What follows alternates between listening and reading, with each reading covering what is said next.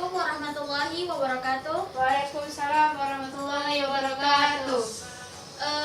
Okay, in this occasion, I will share you a little bit information about challenges of language syllabus design in EFL or ESL context. So, we as a teacher, we will face some challenges in EFL or ESL classroom. So before I tell you more about the challenges of language syllabus design in EFL or ESL context, we should know about the challenges itself.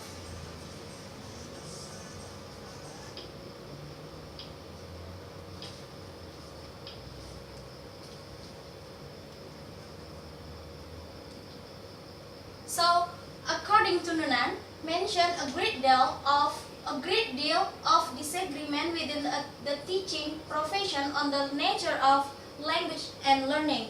As sequence, we must decide to select the materials and components for all angles and activities. So, we as a teacher, we have to choose the material based on the activities that the students do. The Nunan said about a great deal of disagreement within the teaching profession on the nature of the language and learning. So this is very important to us to know about a great deal of disagreement in the teaching and learning process. Next slide, please.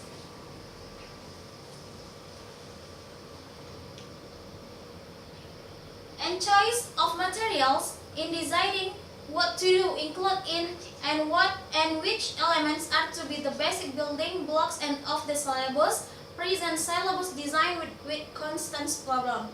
There are slide please. There are several terms that the teacher should know in challenges of language. The first is syllabus design. The second one is about curriculum development, and the third is about teacher enactment.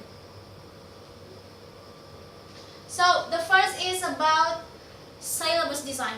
Syllabus design is very important to us as the teacher first make syllabus before we teaching in ESL or EFL classroom. So before I tell you about the syllabus design, we should know about the syllabus design, the meaning of the syllabus design itself. The first one is, according to Nunan, syllabus design is essentially concerned with the selection and grading content. According to Tomlinson, assert that there are three components which can be considered as the main components of which deserve discussing. The first is the impact of the materials on the need and curiosity of the learners and the type of the learners that arouse attention and interest of the learners. So the materials should be impact to the learners, to our students. The second one is the teacher should include authentic materials which take place in the real life of the learners. So when we make syllabus design, we have to include authentic material which take place in the real life of our students. The third is the material should engage all learners with different learning styles and intelligences. So our materials in syllabus design should engage all our students. The second one is about curriculum development. According to Bartlett and Butler, and in Nunan, they also refer to the type of curriculum in which teacher adjustments are permissible as the negotiated curriculum. So the teacher should not hesitate to make the necessary decision if they seem appropriate.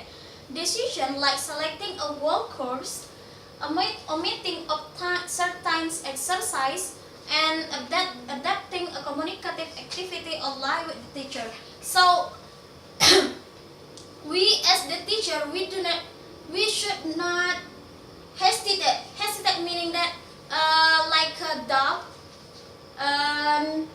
in making curriculum development. So necessary decision, meaning that a whole course like certain exercise and adapting communicative activity. Next, please. The third is about teacher enactment. The teacher also provides a framework for evaluation of the effectiveness of our work and activity. The second one is the teacher doesn't modify methodology or language teaching model in order to attain the desired objective. And the third, the teacher is a guide, facilitator, and monitor to their students. So, and last, the teacher is seen as guiding learners through the learning process with support from the book and monitoring the progress of the students, correcting errors in the learning process. So we as a teacher, we as a guide, we as a facilitator, and also we as monitor for our students. So and also we as a guiding learners and also we use to support our materials, we use the book as a supporter and monitoring the progress of their students. So we have to look what the progress of our students. Next, please. So I will come up with my own conclusions. The teacher should be selective and think globally and act locally to solve the problem when the teacher teaches an EFL or ESL class.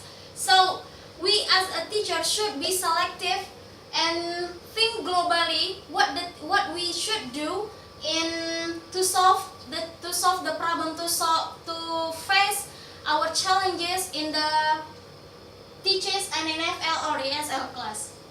The second is, there are several terms that the teacher should know in challenges of language. The first is about syllabus design, and second curriculum development, and the third is about teacher enactment.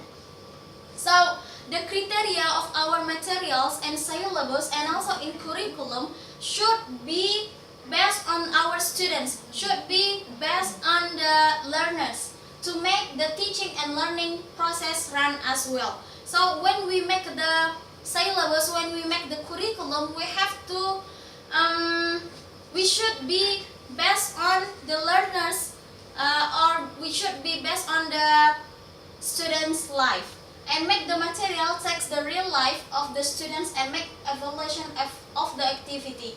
After we make the syllabus and also and also curriculum, we have we have to make the materials based on the real life of our students